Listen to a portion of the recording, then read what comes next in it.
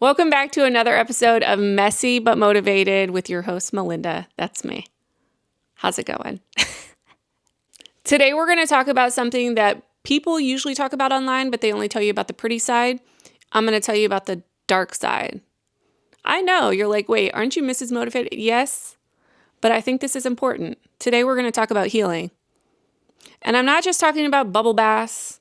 I'm not just talking about sitting in your car, having the cry of your life. I'm not talking about just sitting there asking God, why? I'm not talking about those things, even though I did do them all. But we're going to get into it. As many of you know, I'm really open about how I leaned on THC for a long time. Since 2020, I have relied on it more than I've relied on anything else. And I used it as this crutch. It was like, can't sleep, THC. Had a bad day, THC. Kids are being crazy, THC. When in reality, I knew deep down, I did. Looking back, I'm like, you knew the whole time. You knew the whole time that it was just covering up things that I needed to heal from. It's exactly what it was doing. Whether it be my anxiety or whatever it was, I knew that I was using THC just to cover up the pain that I had that was way deep down inside. And as also many of you know, because I've talked about it on one of my episodes, I think episode 5, I had something happen to me, a spiritual awakening of some sort that happened that kind of flipped the switch for me. It flipped the switch, and I've never put the switch back down. Like I have stayed, like I'm like, it's crazy. And so part of it I want to talk about is that wasn't easy coming off of that. Like I don't want to sit here and tell you guys it was all butterflies and rainbows, because it was not. It was not. When you are so reliant on something for that long, the most I had ever been off of it was 2 weeks. I would make it 2 weeks and I would give myself a pat on the back and I'd get right back into it. Just because I would tell myself, see, you can do it. You can do it. I don't know why I would do it. I did it all the time. Looking back, that's actually like what a lot of people do just to make themselves feel okay that they're doing something like that. And I remember I would watch girls on TikTok, on social media being like, I promise this is like, when I got off of it, I hate to say this, you guys, but it feels amazing. And I would scroll, nothing to do with that, because I'm never going to get off that. Not happening. Like that is what I do. And it really was like crazy for me, because I got lucky enough that I haven't craved it ever since that, because I had that experience. And one thing I asked for was I didn't want to crave that anymore. And I have not. And it has gone away and whatever. But not everybody gets that. And I can tell you this. No, I haven't craved it. But I do have moments I wish I was still using. And I know that sounds absolutely bizarre. But when I'm having a bad day or my anxiety is crazy, it was so easy to reach for a gummy. It was so easy to get one of my drinks and drink my drink. And now I can't go to that. So it's like, what do you have now? Like I felt like I was in the dark and I was just like, somebody give me something. I don't care what it is. What do I do? And that was hard for me, because I'm like, oh my gosh, for the girl that said that she can get rid of it at any time, obviously I had a problem. And I was in denial of that. And it was hard. Gosh, it was so hard. It was not easy. I still have times, you guys. This is still new. I mean, within the last 5 months, this is still new. This is still fresh to me. And I sometimes have dreams that I do it and I am so like loving life. And then I wake up and I'm like, that was a dream. But then I have other dreams where I accidentally do it and I'm so mad at myself. And I'm like, oh, why did you do that? You've been so clean, da da da da. And I wake up just so mad. Like, oh my God, like, I'm so glad that wasn't what happened. Like, that's just a bad dream. But it's like the good Melinda, the bad Melinda, and they just fight each other. And it is, I'm over here in the middle, like, but I know that at the end of the day, I feel so much better than I've ever felt in my whole life. And I don't know if it has to do with stopping that or really leaning into my religion and going to church and really leaning on God, because I wholeheartedly believe that He's the only reason I'm here today. He is. And every day I wake up, and I know this sounds crazy, but there's days I'm like, what could I do for Him? Because He saved my life. So, it's like, think of if somebody saved your son. Like, think of it like this, because I often think, like, at first I was like, well, my mom wants to go to church with me. And I was like, no, I don't want her to feel like she has to go to church because of me. But then I look back and I'm like, no, I would want to too. If somebody saved my kid's life and they're here because of that person, I would want to do whatever I can. Like, I'll go to church every day if you want me to. I'll do that. You know what I mean? So it's really hard for me to not wake up every day and be like, what can I do for Him? Because I know He's the only reason that I'm here today. I know that. I know that if he wasn't there when I was in that dark spot, that more than likely my family would have been planning a funeral. And that is really hard for me to say, but it's reality. So I say all of that to say, this is hard and it's not easy.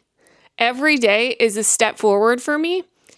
And it all started when I got sober, because once you meet yourself sober, that's when the real healing really begins. I can't tell you, I hadn't seen myself sober in so long, because if I wasn't on THC, I was on alcohol. And if I wasn't on alcohol, I was on THC. And when I really, really just backed up from all of it and really put God first, that's when I was like, oh my gosh, this is who I am. And this is what needs healed. There's a lot broken in here and we've got some work to do. And that takes me into starting a new medication. If you've been here a while or you follow me on social media, you know that I have battled antidepressants for a long time. I've dabbled in these, dabbled in that, and first I want to start by saying the stigma behind mental health meds, because now that I am really like reading the Bible and talking to the Lord every day, He uses people. He uses science, He uses drugs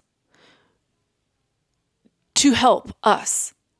And I had this in the back of my mind because people have always been like, oh, mental health drugs, meh, meh. So my whole goal was, I want to get off of them. And then I realized, why do you want to get off of them? You want to get off of them because that person over there is saying that they're bad for you, or that, oh, it changes who you are, or this, that, and the other. But they didn't know you. They don't know the battles that you are fighting internally. They didn't know that. And sometimes it takes a pill to help you. And I've come to that realization. I know that anxiety runs on my father's side. I know that. And I'm not going to sit here and try to fight it anymore. I was the girl that was like, I'm going to try to get off my meds, blah, blah, blah. No, you're not. Stop doing that. There's no reason to do that. There is no reason that you need to be off your meds. When you know they make you feel better, you do better, you're a better wife, you're a better mom, you do everything better on them, but you want to get off of them because everybody else in society is saying you shouldn't be on them. Or you watched one TikTok that said, guess what, that can lead to Alzheimer's, or that this can lead to that. Everything has a reaction. Cause, reaction. Everything. So it was such a big step for me to finally, I took a step back, I prayed on it, I looked at the big picture, and I was like, I'm going to be on meds the rest of my life. That's it. I didn't like myself without them. I was not a good person without them. I was negative. I was tired. I was operating at 40%. That's pretty much how I can explain it to anybody. I was operating at 40%. With meds, I'm at a 90. Still get that 10. Everybody has their, But I know meds, that's part of my life. And I've come to terms with it. And if I can give you any piece of advice in this podcast today, it's stop worrying what others are going to think, what others are going to say. It's none of their business. Nobody even needs to know you're on a mental health med. Nobody needs to know. You need to take care of yourself. If you are a hoarder, if you are a negative thinker, if you are prying yourself out of bed every morning, if you yell all the time and you are mad all the time, you have no idea why you're mad all the time. The list goes on and on. Maybe you should use a tool like a mental health med, because it's not a magic pill. It's a tool. And people need to understand that. It's a tool that we use, just like mechanics have tools to get to what they're doing, to replacing an engine. It's a tool for us. And that's what we use, because I know I'm a better person. And it's often just one thing. And I'm going to use my sister. I know she wouldn't mind that I use her on this. But the change I have seen in this girl just by getting on a mental health med is crazy. Let me tell you something. Our relationship, I won't tear up on this, has been so amazing. That's like I have my sister back, because I was always just stepping on eggshells. Always. It was like I didn't want to piss her off. I don't want to say the wrong thing. She says she has bipolar. She says, I don't want to make her mad. I didn't even, I would look at my phone when she called and I'd be like, oh God. I would dread it. And I'm sorry, you're probably watching this and you're like, dang. But it's true. And it literally took her getting on mental health meds. And now she's back to herself. It didn't cover up anything. It made her stop being so angry all the time. She stopped dwelling on these little things. She finally gets up in the morning. She does things. Like, she used to be the girl that she'd stay in bed. She's tired. She don't care. Get out of here. She don't give a shit. And now she's the girl. She's up. She's doing stuff. She's doing this. She's doing that. She runs a daycare. All these things. And you can just see it. When I talk to her, you see it. You see it. She has this glow to her that's like, I finally figured it out. I finally feel like myself. And did it take a few pills? It did. It did. And it took her some time, but she figured it out. One pill made her too tired. The other pill, but she finally figured it out. And the first step is trying it. Just trying it and figuring out if that is for you. But when I talked to her one day, I said, how are you feeling? She's like, she started crying. She literally started crying. She says, I didn't know this is how I'm supposed to feel. And I was just like, yes, I've been telling you for so long. I have been an advocate for mental health meds for her for a very long time. I said, I've been telling you for so long. Stop fighting it. Take the mental health meds. Just do it. And it's crazy. So now she feels like a good mother, a good wife. She feels like she finally has fulfilled what she is here for. She's always been lost, always been lost. And I see it. I'm her sister. I see it, She's always been like, I'm going to try this. I'm going to do this. I'm going to go to nursing. I'm going to do that. And it's always like she's just trying to figure out what she wanted. When all this time, her favorite thing, and I know this, everybody really knows this, Londi loves kids. Oh, she loves kids. And they love her. And she has always wanted to do this, take care of kids here and there, dabbled in it. But she's finally, now that she's on meds, she's like, that is what I love to do. So why am I not doing that full time? And it's finally all clicking to her. And now she's starting to figure out her purpose, which is now leading her closer to God, because she knows that He got her to where she is right now.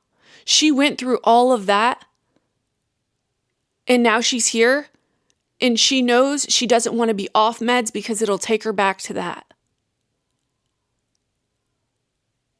You get what I'm saying?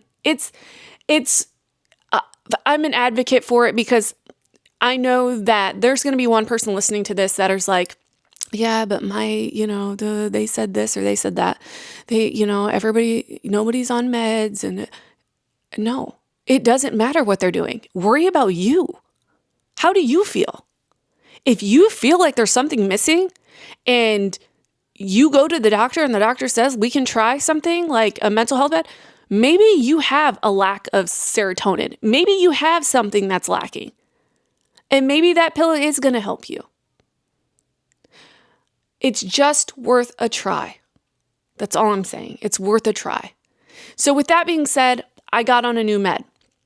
And it was hard because I had been on a different med since since 2015. Okay. I took it after I got postpartum depression, really bad, really, really bad.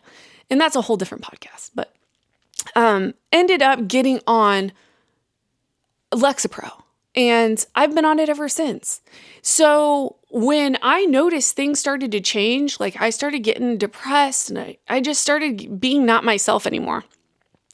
And I started to wonder why I was even here. Like, what is this? Like, what's going on here?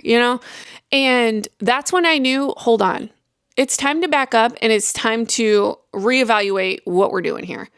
So that is when I prayed on it and I'm like, all right, what should I do? And I went back to the doctor and I'm like, I need to figure something out. She said, you know what? Lexapro does stop working for some people after a certain time. And I think that's exactly what happened to me. So she's like, let's put you on Prozac. Sorry, I'm really open about this because a lot of people aren't. And I am. I think it's going to help somebody. And I ended up going on Prozac. Okay. So she started me really low. And then, that withdrawal was crazy, you guys. It was sweats. It was mood swings. It was, outbursts. It was everything. It's just stir it up. I literally would look at my kids and I'd say, I'm so sorry. Deal with, I warned them. I said, that is not me talking. That is not me. I'm weaning off a new medicine, you guys, and I'm so sorry. I let them know going in though. I said, hey, mom's going to start this new medicine. I talk to my kids. I said, this is what's happening. So just bear with me for a little bit. And they did. Oh my gosh, they did. And my husband too. So without them, I probably would have went way crazy, but they made it. They were like, it's okay, mom, because they knew I didn't want to be like that. I was just really transitioning over to this new med.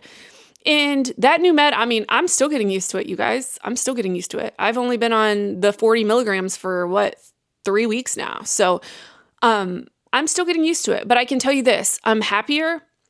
My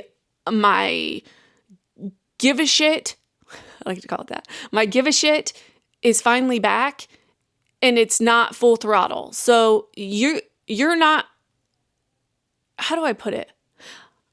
I care, but only about the things I need to care about. If I don't need to care about it, it ain't worth my time. Okay. I find that in my marriage, it's really strengthening. It strengthened our marriage because of the fact that we had to rely on each other during that time. He had to pick up the slack for sure. But I also had to come to reality with a lot of things. And I talked to him. Me and my husband have literally come so far. I will tell him, no, we're not doing that. Like, this is how I feel right now. I used to leave it and bottle it up, and then just on Friday or Saturday, he'll finally do one thing that pisses me off so bad and I blow up. I stop right there now. I stop and I'm like, no, that was really rude that you just did that to me. And I just tell him. And that's been like a big change for us because he's usually like, what the heck? But it's working and we talk it out right then and there. There's no waiting till Saturday. There's no waiting. No, we're going to go talk about it now because while I'm in it, while I feel these feelings, we're going to talk about it. So it has helped my marriage. And honestly, I'm more patient with the kids and all of that. But I said all of that to say medication and figuring out medications, it's not going to be fun. It's messy. It's gross. But once you find that sweet spot that makes you feel like, oh my gosh, I did all of that for this. Thank you. It's so like a breath of fresh air. Like, oh my gosh, I'm telling you, because you go through sleepless nights, you went through the sweats, you went through the outbursts, you went through all of that. And now you're like, thank you. Finally, something is working. And it just feels amazing. And I'm doing better for myself. So I'm doing all of these things. I used to have to pry myself out of bed. And now I'm eager to get up and go get my coffee and do this and do that and do all the things, So don't ever overlook meds. Don't do it. God uses people like doctors and science to help people, to help all of us. So if you are thinking that maybe,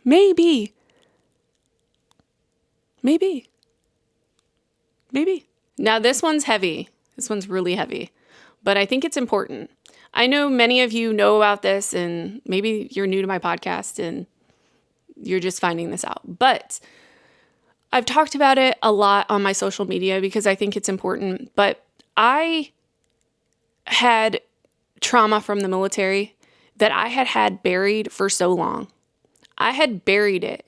And when I tell y'all, because I don't think a lot of people understand how far I buried this. It was so deep in there that I went through all the court, everything, going to court, all that. I did that by myself. I did that all by myself. I was so ashamed because there was people that I could not trust. I felt broken. I felt like I wasn't worth a damn. I did. And I felt like if I told anybody about what had happened, it was so far-fetched that it wasn't believable. Do you get what I'm saying? So I struggled. I would go see NCIS. I would do interviews. I would go to court. I would do these things all by myself. Nobody knew about it. My mom didn't know about it. My best friends didn't know about it. Nobody knew about it. Nobody. And it wasn't until I started to get PTSD. I didn't even know what PTSD was, you guys. I'll be honest. Now I found out it's called MST, military sexual trauma. But I didn't even know what that was. And it really started to mentally mess with me. And that started after I had postpartum depression. And it was kind of like some things would trigger me. It would be the smell of mint gum, because that's what he always chewed was mint gum. And those things would trigger me to the point where I was not well. And I told myself, if you are feeling like this, you need to go seek help of some sort. So I went to the VA because I'm like, they already know about it. It's in my file. You know what I mean? They know about it. So treatment from them is going to be easier than me going out to a medical facility where they don't know about it. And then I have to rehash it and all that crap. So I went to the VA and I dealt with it. I was dealing with this behind the scenes, behind my husband's back, because I didn't want to tell him. I did not want to tell anybody. Nobody. I knew he was in prison. It was done. It was over with. Move on with our lives and be done with it. I was embarrassed. Everything you can think of is what I felt. Okay. And I didn't know who to go to. And looking back now, I'm like, well, why didn't I go to my sister? Why didn't I go to my mom? Why didn't I? Because I didn't want to put that on them. It was such heavy baggage. I didn't want to put that on them. It was heavy. And if it was heavy on me, I know they love me so much, it would have been heavy on them. And I didn't want that. I did not want that. So looking back now, I wish I would have. I wish I would have just said, you know what, I need to tell you something and talk to them about it. But because it would have not got as bad as it did. But also, I think it's just part of my journey. And now I can talk about how important it is to talk about it. You get what I'm saying? So I finally ended up telling my husband, I think 2017. Yeah. And that happened in 2011. So I had been, maybe it was 2016. So maybe 6 or 7 years into it. And I finally decided to talk. But I want you to know I buried it so far. That it only came up when I started to have night terrors. And I didn't know what any of this was. I went to the VA like, I'll smell like this mint gum, and then all of a sudden I'm in a full anxiety attack. Or I woke up and I was sweating, and they're like, yeah, that's night terrors. And I'm like, and that's another point of why my book isn't completely done. It's about 75% done, because it's hard, y'all. Oh, it's hard. It is so hard to sit there and write about something, because I got to go all the way back, and I got to get in that again. But it's getting done. That's neither here nor there. But dealing with trauma, unpacking trauma is so important. It is so important.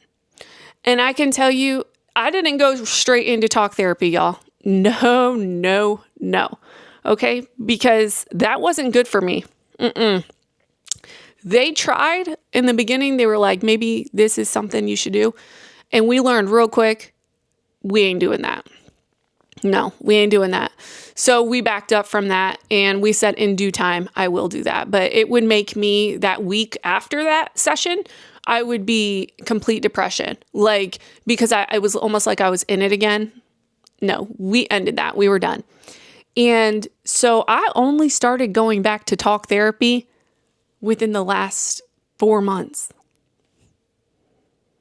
And it's completely changed my life. Like, I think I needed to go through all of that to finally be able to talk about it. Because now I talk about it, and I'm stronger now. I used to talk about it, and I used to feel like talking about it gave him the torch, and he was the one that, it was his story, and and I know that sounds really weird to even hear, but now I feel like I ripped that torch back, and I'm like, this is my story. You better believe it's my story, and I'm going to tell everybody about this damn story. You might be out of prison, but this isn't over. And that's how I feel now. Now I've got rage, I've got it in me, and I'm just ready to go. And I'm here for it. And I'm like, who is this girl? Shit. You know what I mean? Like, I'm proud of myself, because it took me a long time to get here. I mean, even the other day, my therapist is like, I think we're done. Like, unless you need, she's like, I'm ready to set you free. And I'm like, oh my God. Like, I never thought this day would come. And here we are. It was hard. It was messy. It was dark. It was a lot of things, but I got through it. Now, I'm not going to lie and sit here and say that I don't have bad days, because I do. There are days I feel like that broken girl again. I do. I feel broken. But I'm learning, and I'm getting all these tools to learn how to get myself out of that. And I'm doing it faster and faster each time too. So I think it's important to really, really focus on your mental health, getting your mental health meds if you need them, going to therapy if you need it, talking to somebody. I don't even care who it is. Just say, I need to talk to somebody and I need you to shut up while I talk. I can't afford therapy. I need you to just listen. That's it. I need you to just listen. Just tell them you need an ear and talk. I can't tell you how good it feels to just talk about any trauma that's ever happened to you. I just can't. I can't tell you. It's something like, it's like, oh, just finally somebody else knows about it except me. Somebody knows how I feel. Somebody, it just feels so good. I think it's so important to get it out. Like word vomit, everything. It feels so good. So with all of that being said, I want you to know if you are going through something right now, whether you are quitting something, whether you are dealing with trauma from the past, whether you are you feel heavy right now. You feel so heavy. I want you to know that it's part of the healing journey. It's part of it. There is an end to it. And I promise you there is an end to it. It's just, you have to I look at it like this. When I was in boot camp, there was mud and you had to get through that just to get to the other side. But once you were on the other side, you never had to do that again. That was done. It's just like when you get OC sprayed, you never had to do it again. You had to do it once and you never had to do it again. And you knew that. So you were just like, oh, all right, let's just get it done. Let's do it. Just don't give up. Just don't give up. You cannot fail if you don't give up. So just keep pushing forward and know that this is the hard part. You're in it. You're in the thick of it. But I promise at the end,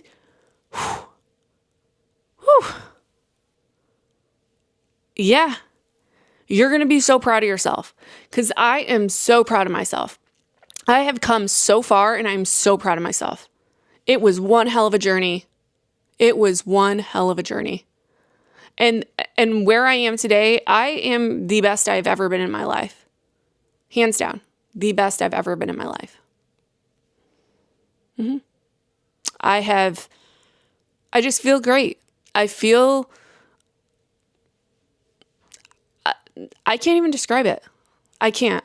I just feel like all of that is in the past. I feel like I can look back and I'm like, damn, that was a lot, but I got through it. And there's a reason I went through all of it. It might be to talk to you guys about it. It might be so because there's other people dealing with it right now. And they're going to see this podcast and they're going to be like, oh my gosh, I needed that. It might be another reason that I don't even see right now. But time will tell. So if you are going through something right now, just remember that you're not alone. Everybody has gone through the messy. And if they haven't, they're going to at some point. They're going to go through it. We all have these messy parts of our lives, whether it be healing, whether it be just dealing with hard things that come up in our lives, deaths, marriage, divorce, any of that. Hard things. All of us go through something that's messy. And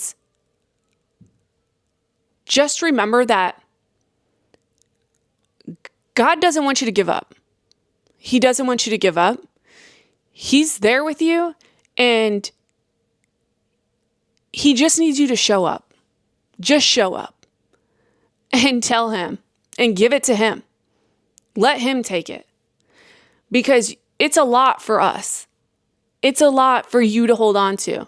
And if you can share the baggage with somebody else, I'm telling you, your life will get easier. And I know you're probably like, oh my gosh, is this a Bible thumper? No. Look at my stuff from a year ago. And then you come back and tell me if you would ever in a million years think that I'd be talking about Jesus Christ on my podcast, on social media. I guarantee you will find nothing that would indicate I would ever talk about Jesus Christ. There was nothing.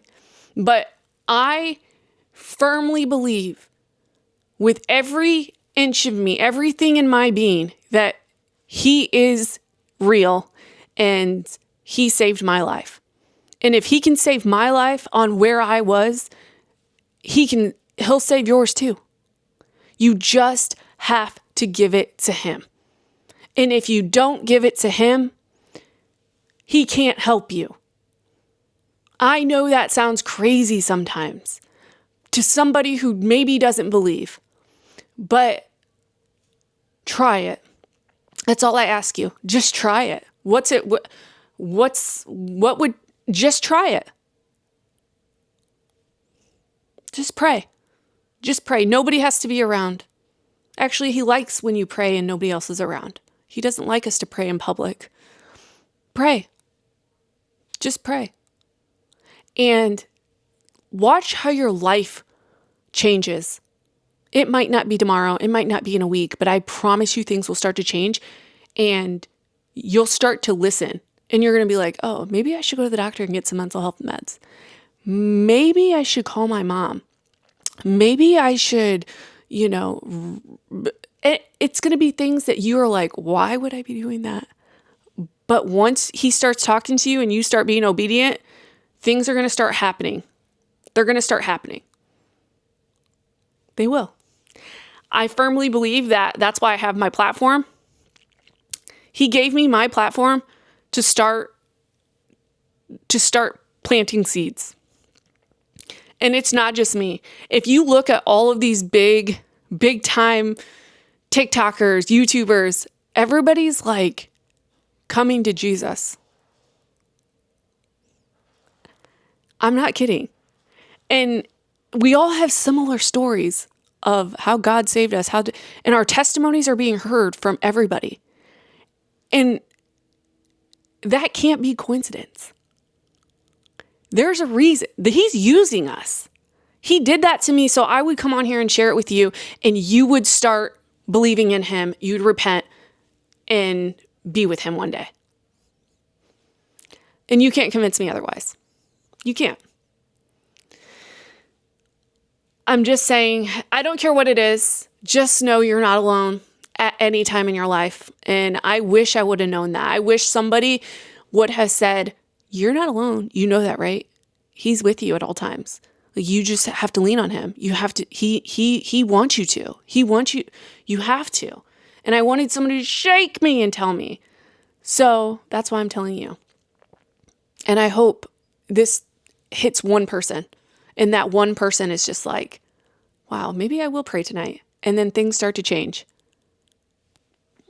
And then I hope one day you write me a comment that says that happened. And I'm going to say, it's all worth it, because sometimes I feel so stupid talking about these things. I feel so stupid. But then I'm like, why do you feel stupid? He saved your life. Why? Why do we need to feel stupid to talk about freaking Jesus Christ? Why do we need to talk stupid? Why feel stupid? That it doesn't make any sense. But society makes us feel like we are stupid sometimes because we are big into our faith or we're this and we're that. No. We need to change that. We have got to change that. It is not, no. We should be big into our faith. We should. We should know this is temporary. This right here is temporary. Where we are going is our forever home. This is temporary. And you're not going to get there unless you do some things. And that's hard to hear for some people. God, that's hard to hear. But it's the truth. And one thing I know for sure is I'm going to keep on telling people because I know where I'm going. And I would love to have my family and friends there with me. But I can't force people. But I will be really happy one day when we all are together. If they have that one seed of belief one day. And they come up there and I'm going to say, I told you. I told you, girl. I told you. As always, guys, if you enjoyed this episode, make sure to share it with a friend. Don't be a gatekeeper. And remember to come back next week because we will be talking about something a little bit more lighthearted. And remember to leave me a comment below if you liked this, or go ahead and message me on Facebook or TikTok. I love to see your guys' messages, and I do get back to you as much as I can.